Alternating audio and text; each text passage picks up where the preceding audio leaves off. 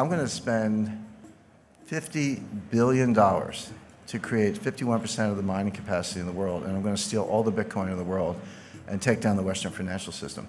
First of all, there's no such thing as cryptocurrency.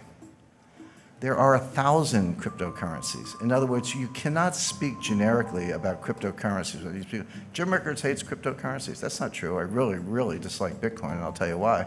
But there are cryptocurrencies out there that I think are very interesting and worth your consideration. I'm for it. I'm against it. Cryptocurrency means nothing. You have to talk about the specific currency. And I'm showing Bitcoin, Litecoin, Monero, and Ether. By the way, isn't it fascinating how the graphical representation of cryptocurrencies is always a gold or silver coin?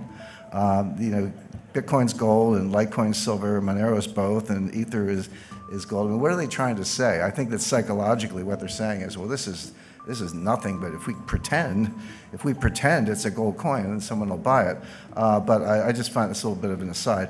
But no, it's the same thing is true with fiat currencies. You can't be like or dislike fiat currencies generically. Some people do because they just hate central banks. I understand that. But it's a big difference between a Venezuelan bolivar and a euro. Big difference between a Zimbabwe dollar and a US dollar. So in other words, don't talk to me about cryptocurrencies. Tell me what specific one you want to talk about, and that's a more interesting conversation. I think it's really important because this field is so muddied, the conversation is so muddied, people not distinguishing between blockchain and currency, not distinguishing between different types of currencies, et cetera. I think we need to step back, take a deep breath, and be rigorous in our analysis and think about what we're actually talking about. There's no such thing as a blockchain. There are hundreds of blockchains. In other words, every currency, every token, every so-called smart contract, if you're using Ether, has a different blockchain. So there are at least hundreds, perhaps thousands of blockchains, new ones being created every day. So again, don't talk to me about blockchain. Tell me which specific blockchain you're talking about, because they're not all the same, and this is critical. The main difference, there are many differences in this blockchain technology, but the main difference is validation. Because remember, the whole idea of cryptocurrencies and blockchain and the original Bitcoin and what Satoshi Nakamoto came up with is that we're going to have a trustless system. We're not going to trust banks. We're not going to trust clearinghouses. We're not going to trust exchanges. We're not going to trust central banks. We're not going to trust anybody. We're going to have a decentralized system that a community can validate, and we don't have to rely on anybody in particular. That was the original idea. So the question is, what's your method of validation? And that's what distinguishes one blockchain from the other. So I've listed 4 of them here, but there are others. Proof of work, that's what blockchain uses. And you know what the work is? You got to like factor these, 87-digit prime numbers into prime factors. It's a lot of computer crunching, completely clunky, completely inefficient, non-sustainable. I'll talk about that in a second, but that's Bitcoin. There's something else called proof of stake, meaning you actually, this is what Ether is based on, you demonstrate that you have a certain percentage of the processing power, so you step up based on your stake. There's proof of space. Space is storage space on a hard drive, so I get to vote on the blockchain. I get to vote on validating the blockchain because I've decided to devote a certain amount of my hard drive to that process. There's a new coin called Space Mint. And then there's the Byzantine Agreement, or Byzantine Agreement. There's a version of that called the Federated Byzantine Agreement, which I personally think is the best, much more robust to some of the problems we're talking about, and there are others. But the point is, don't talk about blockchain. Say, okay, what's your governance model? What's your validation model, et cetera? And then ask yourself, is that sustainable? Is that robust? Will that resist an attack? Are your cryptocurrencies going to be stolen? These are the questions you have to ask yourself, and there are no generic answers. So I cannot emphasize enough. Coin by coin. I hate to use the word coin, whatever, token by token, blockchain by blockchain. Be rigorous and ask yourself what's sustainable. Now, Bitcoin, Ripple, and Ether, and some of these other cryptocurrencies, not all of them, but the best known are going to fail. When I say fail, they're going to, Bitcoin might have a $200 value as a token for criminals. I think criminals and terrorists might find a a use case at about $200 per Bitcoin, but they're basically not going to be anywhere near where they are today. Why do I say that? I don't want to make a claim without backing it up. The first point is they're non-scalable. Transaction times are slow, and then when you say that to Bitcoin people, they go, aha, the Lightning Network is right around the corner. You know, Lightning's going to, we'll see. You know, they said that about segregated witness.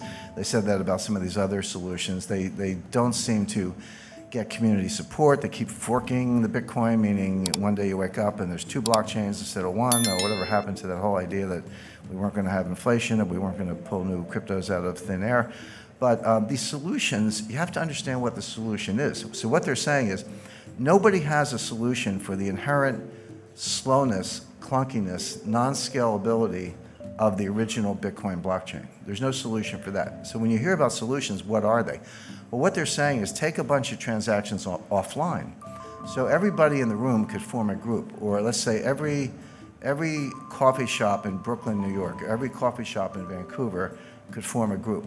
And all the people who want to buy coffee would join that group. And we would agree, so we're in our own little bubble over here, and we would agree that all of our Bitcoin transactions among each other don't go on the blockchain. They just get settled in this sort of separate cloud over here. And then we net them out. So, you know, I pay you 5 Bitcoin, and you pay the person next to you 4, and he pays the lady in the back of the room 10, and she pays me 7. And we net it out, and then periodically, and it could be daily, weekly, monthly, or whatever, we net all this stuff out, and then we take that net and we put that on the blockchain, so that the amount of transactions that have to go on the blockchain is greatly reduced. That's true. But what are we doing? We've created our own network. I got to trust the coffee shops. How do I know they're not going to steal my money? In other words, it's only a solution because you're completely negating the original idea. Oh, sure. If you want to tear up the original idea and start over, that's fine. But don't tell me you're adhering to the idea of a decentralized, trustless network, because you're not. All you've done is create another network. Somebody, you know, I get trolled on Twitter all the time. People tell me I'm an idiot and I don't know technology and all that stuff. And then my more sour moods, I tell them I was coding before they were born. But as far as some of these things are concerned. Somebody said, well, you don't understand payment channels, and I actually do. And I said, yeah, I understand payment channels. We had those in the 50s. They were called party lines, which is, you know, you pick up the phone and someone's talking, you got to ask them to get off the phone so you could go. In other words, there was an AT&T network, at least in the United States, but other people could jump in on this little side thing. You know, that's all it is. These are party lines. So that doesn't work. Non-sustainable. The energy usage to solve the problem and make the proof of work in Bitcoin is now greater than the annual energy output of Ireland. Imagine taking all the electricity used in Ireland in a year, and that's how much we have to use to crunch numbers. By the way, every applied mathematician will tell you that prime factoring is a trivial problem. It's like an uninteresting problem. But it takes a lot of computing power to do it because the numbers are so big and the possibilities are so great. So we're just wasting the entire electrical usage of Ireland. In a few years, it's going to be the entire electrical usage of Japan. Who in this room thinks that governments are going to allow Bitcoin miners to use as much electricity in a year as the entire country of Japan, the 3rd largest economy in the world? That's not going to happen. You know it's not going to happen. It's not very green. It's completely wasteful. In other words, it can't happen. So that's why I say it's non-sustainable. It's going to hit a wall. Non-regulated, you know, I don't have to remind you of all the frauds, new ones popping up every day. It's not just exchanges. Exchanges are, how do exchanges work? You know, I want to go to a Bitcoin exchange. Well, you got to go in, you got to open an account, just like Merrill Lynch or Charles Schwab, right? So, you know, or Toronto Dominion. So you go, you give me your name, your address, your social security number, your bank wire information, give them all that information, and then send them dollars. And they say, okay, you got some Bitcoin, here's your confirmation. Really? How do I know you didn't just take my dollars and send me a phony baloney confirmation? How do I know you're not, you know, a Ponzi? You're using new money to pay off the old money. How do I know you're not Bernie Madoff in, you know, with a computer engineering degree? How do I know you're not a bucket shop? How do I know any of those things? The answer is you don't. So good luck with that. Not to mention Bitcoin whales. They estimate there are 1,000 people who control 40% of the Bitcoin.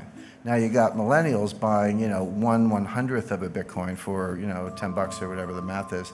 $100. But you got these, I call them the whales, these 1,000 people who have 40% of all the Bitcoin. You don't think they have a big vested interest in keeping the price up? And you don't think they wash trade, do wash sales? So A sells to B for 10,000, B sells back for 11,000, A sells back for 12,000, B sells back for 13,000. This is called painting the tape. It's the oldest trick in the book. And there's no profit and loss because we're selling the same Bitcoin back and forth. But what we are doing is creating a ticker that gets the millennials, I shouldn't pick up millennials, 3 millennial children, but gets people all over the world, maybe a garage mechanic in South Korea took out a home equity loan or hocked his inventory, put his entire life savings into Bitcoin and has now been wiped out and is desperate and suicidal. That's what's going on. It's basically rich people stealing from the poor. Not a good business model in my view. And then finally, there's no use case other than criminals, terrorists, or tax evaders. Why is Bitcoin better than Visa unless you're a criminal? Now, if you're a criminal, I get it. If you're buying child pornography, you want to use the dark web and use some cryptos and all that. And if you try doing that with Visa, you'll probably get a call from the FBI. So I understand why it's good for criminals. But if you're not a criminal, if you're not a tax evader, if you're not buying child pornography, if you're not an arms dealer, if you're not a terrorist, then why is Bitcoin better than Visa? There's really no use case for it other than crime. And then it's non-elastic. And this is important because there's a finite number of Bitcoins, 21 million Bitcoin. They're getting closer to that level every day. And everyone's like, this is a good thing because, you know, the problem with central banks is they print all this money and we're going to have inflation. By the way, we haven't had any inflation for the last 8 years. Separate issue. I'll come to that if we don't run out of time. But, you know, we hate central banks. They print too much money, blah, blah, blah. So we're going to cap the number of Bitcoin. But money supply has to be elastic. It can't be too elastic. The problem with central bank money is that it's too elastic. The reason, by the way, gold is such a good form of money is that it grows slowly. It grows at about the tempo of world growth. It grows at about the tempo of population growth. Not exactly, but close enough that it's the best form of money anyone's ever discovered. But the problem with Bitcoin, when you hit a hard stop, which they will, and the economy keeps growing, but you want to back it with Bitcoin, so here's your money supply and here's your economy, that's inherently deflationary, right? Because each Bitcoin's got to support more and more growth, meaning your Bitcoin is worth more in theory, but the problem is you never get there. Why? Because if you have a deflationary currency, there's no bond market. The money supply grows based on credit, based on loans, based on various forms of borrowing. The money supply is just a foundation, and the economy grows with credit. Nobody wants to borrow in a form of money that's going to be more expensive when you pay it back. I'm not talking about interest. That's always part of the equation. I'm saying the money itself is worth more when you have to pay back the loan. No one's going to borrow on that loan, therefore no bond market, therefore no viable form of money. So these are all the reasons why this is going to hit the wall.